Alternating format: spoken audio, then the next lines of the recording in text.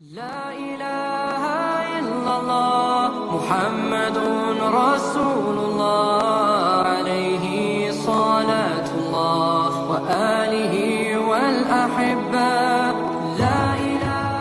Apa kabar ini semuanya? Alhamdulillah, luar biasa, Allahu Akbar. Belajar lagi, belajar terus belajar. Alhamdulillah. Kenapa kita harus terus belajar dulu? Karena ternyata kitalah yang menjadi cikal bakal pembantu peradaban. Jadi kenapa seorang wanita itu harus terus belajar? Jika seorang wanita tidak belajar, tidak disibukkan dengan belajar, maka seorang wanita akan disibukkan dengan perasaannya. Bismillahirrahmanirrahim.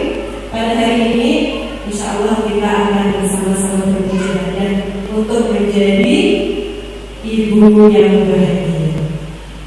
Kasih hari ini, kajian kita hari ini bukan tentang orang lain.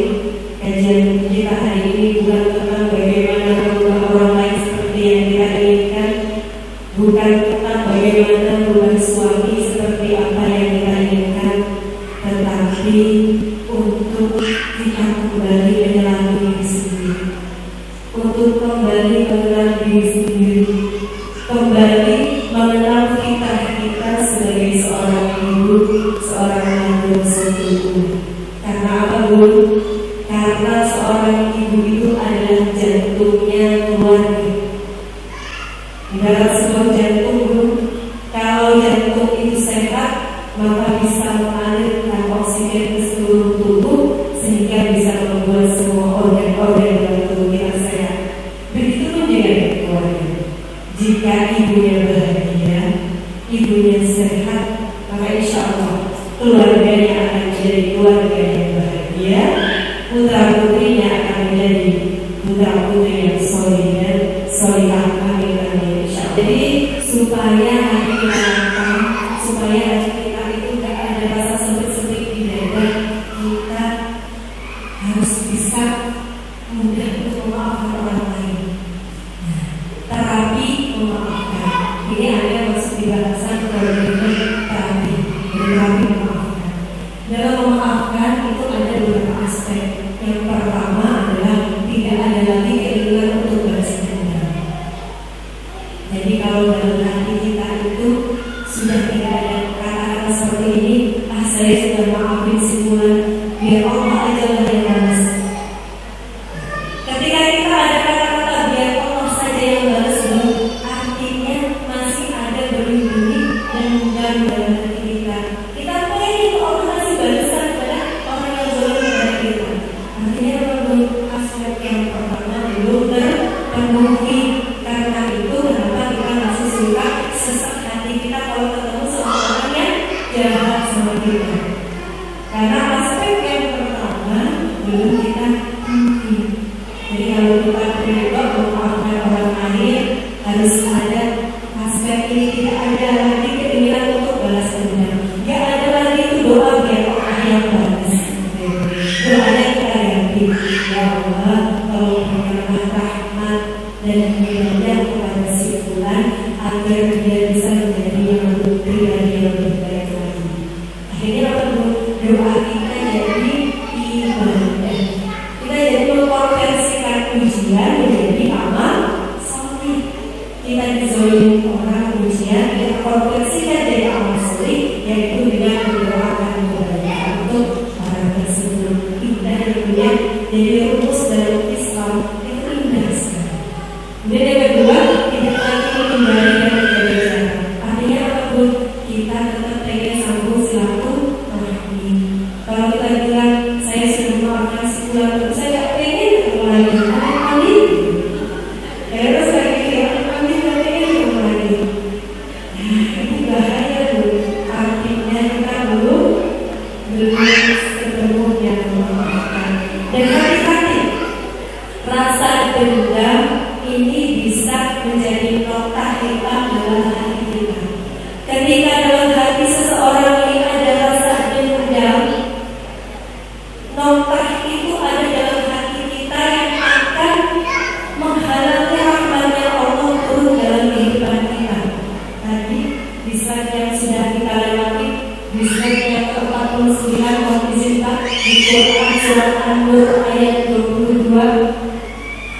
Kita baca artinya saja ya Bu ya, supaya cepat.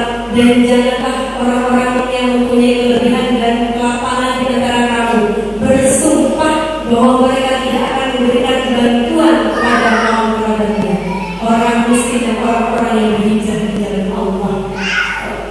Hendaklah mereka memaafkan dan berlapang dada. Apakah kamu tidak ingin Allah mengampunimu? Dan Allah Maha Pengampun lagi Maha Penyayang. Jadi ternyata bahayanya sifat dendam ini kalau masih ada dalam hati kita, sampai-sampai Allah memberikan pernyataan ini dalam Al-Quran. Apakah kamu gak pengen aku ampuni kata Allah? Kok kamu gak mengampuni saudaramu? Artinya apa bos? Artinya adalah amal ibadah yang kita lakukan selama ini itu pahalanya bisa terhalang oleh notah dendam dalam diri kita, dalam hati kita. Jadi Guru dan Ustaz Zalim Al-Aidus pernah mengatakan bahwa ketika seseorang itu ada notah dendam dalam hatinya, ada nasib, ada rasa dendam dalam hatinya, maka pahala amal kebaikannya itu belum sampai ke langit, masih terhalang oleh Tuhan. Maka supaya apa?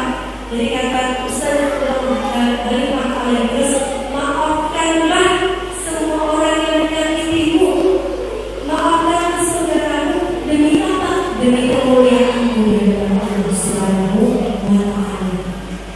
Apakah kita tidak ingin amal-amal kita sampai ke Allah?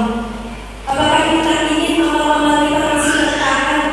Apakah kita tidak pengen diampuni sama Allah? Kalau kita inginkan itu semua, ikhlaskan hati kita, luaskan hati kita untuk memaafkan saudara-saudara, memaafkan orang lain, memaafkan suami, memaafkan anak-anak kita. Jadi, selanjutnya di 51. Jadi agar mudah memaafkan, yang pertama kita sadari bahwa diri kita tidak sepenuhnya benar dan orang lain tidak sepenuhnya salah. Jadi kita itu tidak selalu benar dan orang lain itu juga tidak selalu salah. Yang namanya manusia kita perlu kadang ada salahnya, kadang ada hilafnya. Kalau kita sadari itu, maka kita akan mudah untuk memaafkan orang lain. Kita saja yang salahnya, kenapa kita tidak mau memaafkan orang lain juga? Yang mungkin salahnya lebih sedikit dari kita, yang mungkin dosa-dosanya lebih sedikit dari kita. Kemudian yang kedua, menyadari dan menerima rasa yang hadir. Ridho adalah rasa yang tidak enak ridho ya Allah. Ini adalah rahmat darimu. Jadi rahmat, kalau kita dipertemukan dengan orang yang baik, itu adalah rezeki, rahmat juga. Kalau kita bertemu dengan orang yang tidak baik, itu juga rezeki juga, rahmat. Dengan apa? Dengan kita konversikan dari amal soleh berupa sabar. Jadi apapun yang Allah hadirkan dalam kehidupan kita, itu adalah bentuk dari rahmat Allah. Kemudian yang ketiga, relasi dengan pikiran dan perasaan kita, bukan tentang orang lain. Jadi kita itu tidak akan dihisab oleh perlakuan orang lain.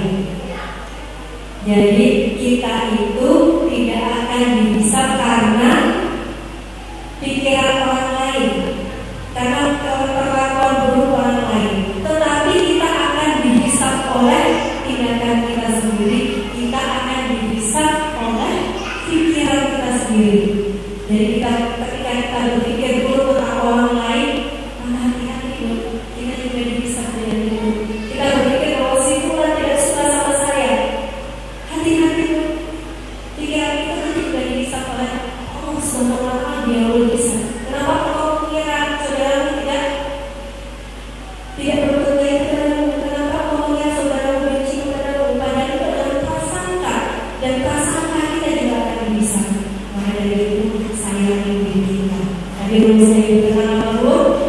pikirkan apa yang harus dipikirkan, lupakan apa yang harus dilupakan, kemudian lakukan apa yang harus dilakukan.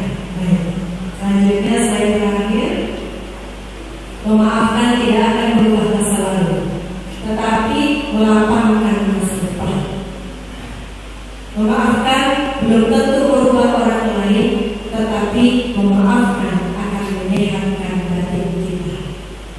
Jadi, jika kita sayang pada diri kita, maka jangan biarkan hati kita itu rugi. Jangan biarkan kita itu rugi. Dan itu mulia dalam Allah Subhanahu wa Ta'ala. Maka maafkanlah saudara. Kemudian saya terakhir, closing statement dari pertemuan kita hari ini adalah hidup itu hanya tentang bagaimana cara kita menikmati dan menghiasi hati kita dengan kesyukuran. Kesyukuran bukan hanya karena kita mendapatkan nikmat, tetapi juga kesyukuran sebab sampai detik ini Allah tidak mengambil apa yang masih kita butuhkan. Wallahualam. Mungkin ini saja yang bisa saya sampaikan. Semoga yang sedikit ini bisa menjadikan ziarah khair, ziarah barokah. Dan semoga setelah kita pulang dari acara ini, kita bisa kembali kepada keluarga kita dengan hati yang lapang, hati yang bahagia, penuh cinta. Akhirnya, wabillahi taufiq wal hidayah. Wassalamualaikum